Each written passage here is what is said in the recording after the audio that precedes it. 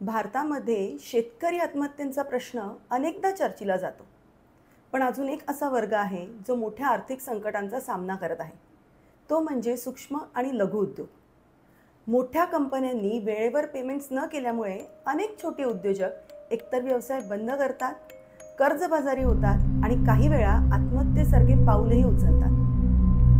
MSME समाधान पोर्टलनुसार मोठ्या कंपन्या आणि सरकारी संस्थांकडून 10,000 कोटींपेक्षा जास्त थकबाकी अद्यापही देण्यात आलेली नाही.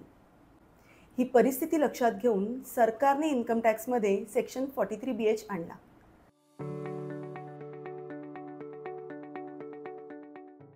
या नव्या तरतुदीमुळे मोठ्या कंपन्यांवर MSMEची थकबाकी वेळेत चुकती करण्यासाठी दबाव टाकला जाईल. त्यामुळे आजच्या व्हिडिओमध्ये आपण जाणून घेणार आहोत की सेक्शन 43BH काय आहे, तो कुणावर लागू होतो, त्याचा MSMEला दिल्या जाणाऱ्या पेमेंट्सवर काय परिणाम होईल आणि सर्वात महत्त्वाचं, MSMEला पेमेंट करताना उद्योजकांनी कोणत्या गोष्टींचं पालन करायला हवं. चला तर मग या महत्त्वाच्या विषयावर सविस्तर चर्चा करूया.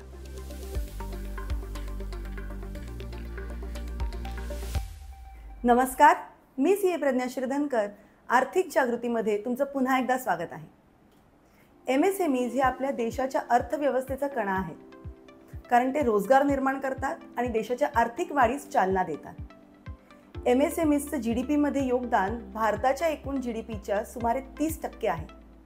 मात्र मोठ्या कंपन्यांकडून उशिराने होणाऱ्या पेमेंट्समुळे त्यांना व्यवसायात अडचणींचा सामना करावा लागतो. याच समस्येचं निराकरण करण्यासाठी सरकारने सेक्शन 43BH आणला, जो मोठ्या कंपन्यांना MSMEsचे पेमेंट्स वेळेत करण्यासाठी प्रोत्साहन देतो. सूक्ष्म आणि लघु उद्योगांना उशिराने होणाऱ्या पेमेंट्सच्या समस्येसाठी हा सेक्शन आणला आहे. हा सेक्शन MSMEsला पेमेंट्स ठरलेल्या वेळेत मिळावीत याची खात्री करतो. कसं?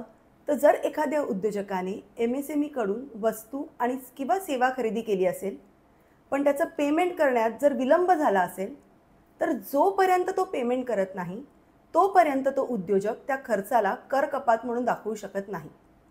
यामुळे काय होईल तर त्याचं टॅक्सेबल उत्पन्न वाढू शकतं आणि संभाव्यपणे टॅक्स पेमेंट देखील वाढू शकतं.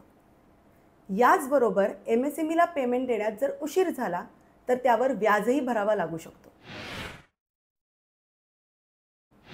हा सेक्शन सूक्ष्म उद्योग आणि लघु उद्योगांना दिल्या जाणाऱ्या पेमेंट्सवर लागू होतो. सूक्ष्म उद्योग म्हणजे असा उद्योग ज्याची प्लांट अँड मशिनरीमध्ये गुंतवणूक 2.5 कोटीच्या आत आहे आणि टर्नओव्हर 10 कोटीच्या आत आहे. आणि लघु उद्योग म्हणजे असा उद्योग ज्याची प्लांट अँड मशिनरीमध्ये गुंतवणूक 25 कोटीच्या आत आहे आणि टर्नओव्हर 100 कोटीच्या आत आहे. महत्त्वाचं म्हणजे मध्यम उद्योग आणि व्यापारी, ज्यांना आपण जनरली ट्रेडर्स म्हणतो, त्यांचा यात समावेश नाही. आणि हा नियम फक्त मॅन्युफॅक्चरर्स आणि सेवा पुरवणारे जे उद्योजक आहे, जे MSME कायद्याअंतर्गत रजिस्टर्ड आहेत, म्हणजे ज्यांच्याकडे उद्यम नोंदणी आहे, त्यांनाच दिल्या जाणाऱ्या पेमेंट्सवर लागू होतो. या सेक्शन अंतर्गत 2 पेमेंट टाईमलाईन्स आहेत. एक लेखी करार आहे. जर लेखी करार असेल तर करारातील अटींनुसार पेमेंट करणं आवश्यक आहे, परंतु पेमेंट करण्याचा कालावधी 45 दिवसांपेक्षा जास्त नसावा. आणि 2 लेखी करार नाही. जर करार नसेल तर व्यवसायांनी सेवा किंवा वस्तू मिळाल्यानंतर 15 दिवसांच्या आत पेमेंट करणं आवश्यक आहे. हे चांगल्या प्रकारे समजून घेण्यासाठी एक साधं उदाहरण घेऊया.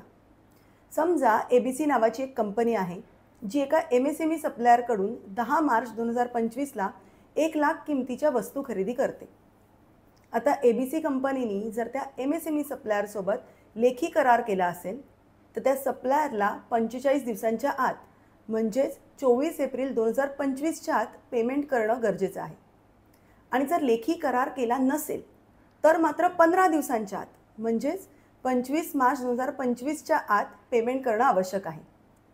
जर वेळेत पेमेंट केलं तर ते या 1 लाखाला त्या वर्षाच्या टॅक्सेबल उत्पन्नातून कपात करू शकतात.